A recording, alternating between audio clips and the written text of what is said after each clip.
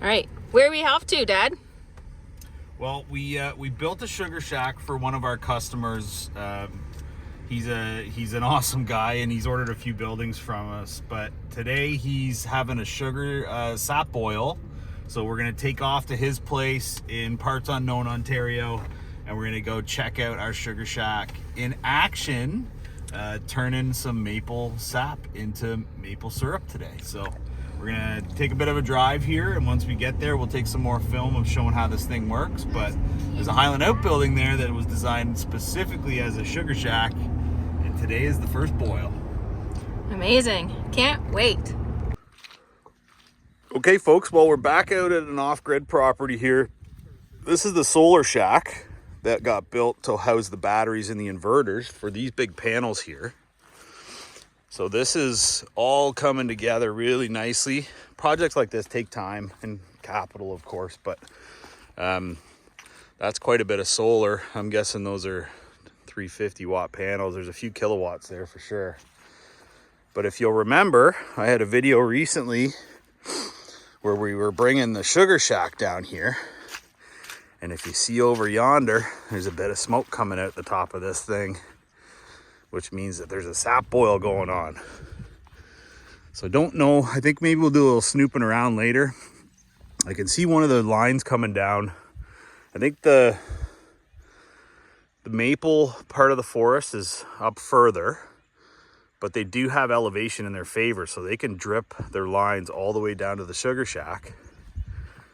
And they got the fire going here today, so let's go and check this out. It's hard to believe we got that building over this bridge and through this little creek. The day we were here, it was so warm, a lot of the snow was melting. But Greg got her done. Bridge is still standing, which is awesome. And now we got a fire going here in the sugar shack. We got the sap master here. Oh, amazing. So now we have a boil going. It's just getting started. And this sap is gravity fed from the maple part of the forest all the way up.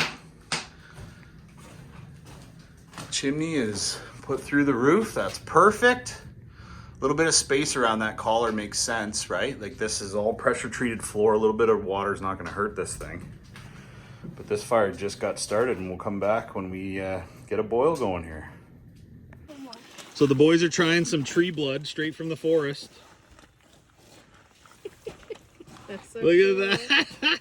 What's it taste like? Just like very sweet water. It's like sweeter water, and it's actually good. It tastes like honey mixed with salt.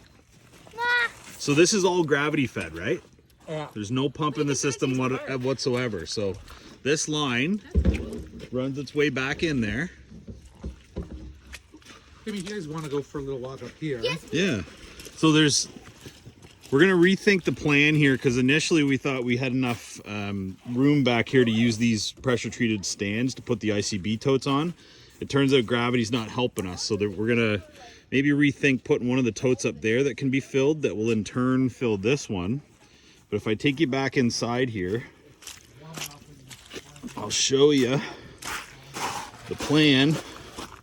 And this is just getting rolling, so once this thing gets ripping better, we'll get some more footage. You can see the steam is just starting to come off of here. But what he's done here is he's got a 12-volt RV pump. So this line is plumbed right into the ICB tote. Small battery, that's all you need. Turn that thing on. The hose is long enough to fill this back up once this boils down a little bit. This is a really nice setup. This is Mother Nature at her finest, folks. Fully gravity fed.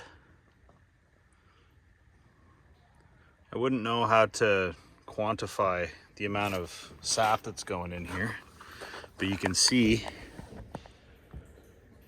it's working its way in. So this is a food grade ICB tote, and once this is full, I'm sure he's got like I'm not sure what the meter is called, but a sweetness monitor, and once the sap boils down, you just add more. And this tube is in here, run off that pump. Just goes right through a hole in the wall, and then you can fill up the pan again. Simple and so awesome. So So the boil is just beginning. You can see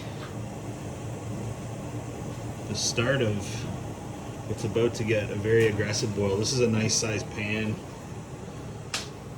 You can see some steam coming off there. That'll be in 5 minutes or so, a little more aggressive. Okay, so sap's still flowing nicely here. So what we're doing now until it gets a little more permanent setup is this hose is a little too short. So we're just holding it down into the bottom of the ICB tote to fill up a 5-gallon bucket inside. And I think there'll be provisions made for a more permanent setup that the sap can go directly into the, what do you call it, a pan? Evaporator pan. The evaporator pan versus having to dump with a bucket, but this is working for now. And you said you're pulling 400 liters a week kind of thing out of the forest right now? About that, yeah.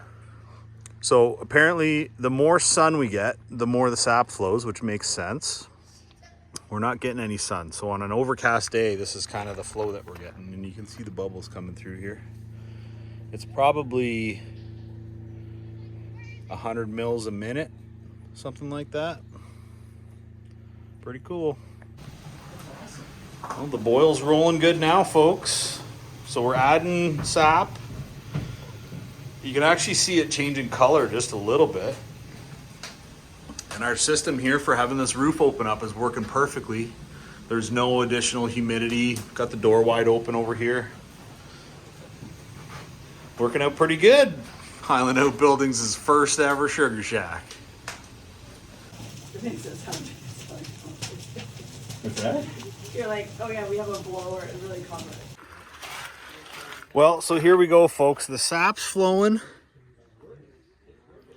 The boil's boiling. It's a beautiful, balmy day here in March in somewhere Ontario. But the coolest thing about having your own maple syrup, your own sugar shack, is the girls are laughing, the friends are over, and this has turned into a family affair. You got a piece of property and you need a sugar shack, give us a call, HighlandOutbuildings.com. We're happy to hang out in the mud with you. Creekside. I'm watching the steam come right at the top. Have a great day, folks.